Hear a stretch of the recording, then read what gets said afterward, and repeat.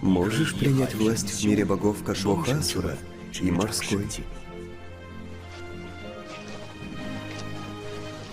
Боевой континент подошел к концу. Мы будем очень скучать по этому легендарному аниме. Да, финал не был идеальным. Тот, кто читал новеллу, все прекрасно понимает. Однако окончание боевого континента такое, какое оно есть. Нужно принять, что создатели много изменили. Но в целом, некоторые новые моменты получились очень неплохими. Свадьба в конце и радостное празднование победы было очень классным. Кстати, деревню Святого Духа, в которой родился Тансан, переименовали в деревню Божественного Духа, потому что в ней родился тот, кто стал морским богом, то есть Тансан.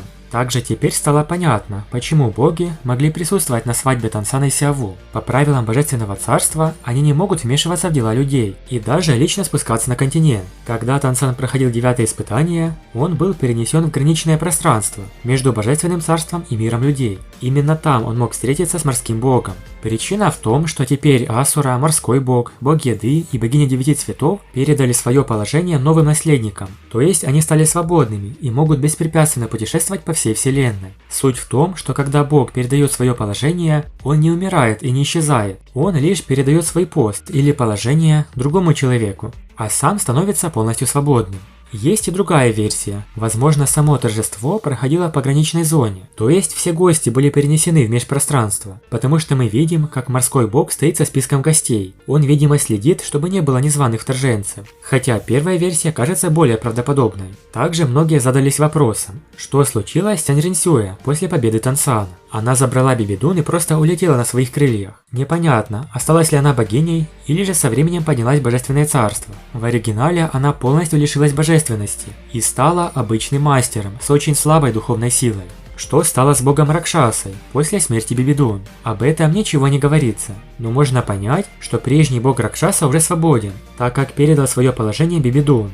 Есть версия, что пока существует частичка божественного наследия, например, оружие какого-то бога, то его положение может возродиться. Возможно, это же случится с богом Ракшасой. На самом деле вопросов к финалу очень много, и большинство из них остаются открытыми, без объяснения. Возможно, в будущих видео мы подробнее разберем события концовки аниме. Можете написать в комментариях ваши вопросы. Постараемся их также рассмотреть и ответить. А теперь к хорошим новостям. Боевой континент закончился, но сразу же анонсировали вторую часть. И выйдет она уже в эту субботу, 17 июня. То есть не будет никакого перерыва. Мы плавно можем перейти на просмотр Боевого континента 2. Серии, как обычно, будут выходить один раз в неделю, в тот же день, что и ранее Боевой континент.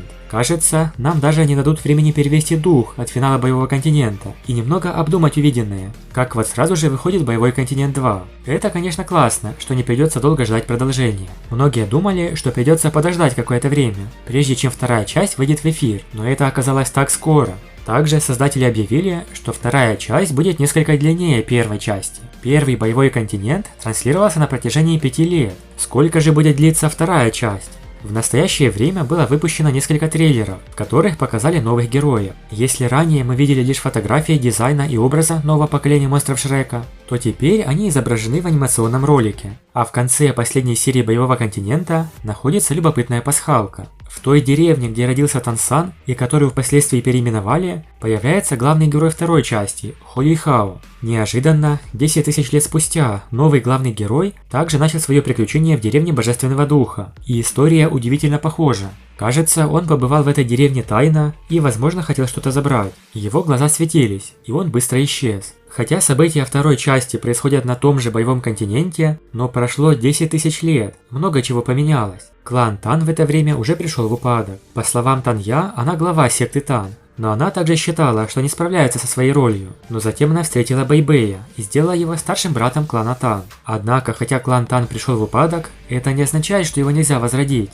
В будущем к нему присоединятся новые 7 монстров Шрека, которые не только представляют Академию Шрек, но и представляют клан Тан.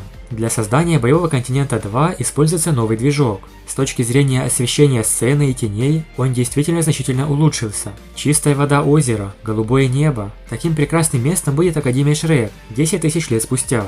Тан Вутун и Хо Юйхао также видели трезубец морского бога в месте, мимо которого они проходили. С нетерпением ждем выхода первой серии Боевого континента 2. Думаю, это будет прекрасное аниме и продолжение первой части. Большое спасибо за просмотр. Напишите в комментариях, готовы ли вы к просмотру Боевого континента 2, что вы особенно ждете в этом аниме. Подписывайтесь на канал и всем пока.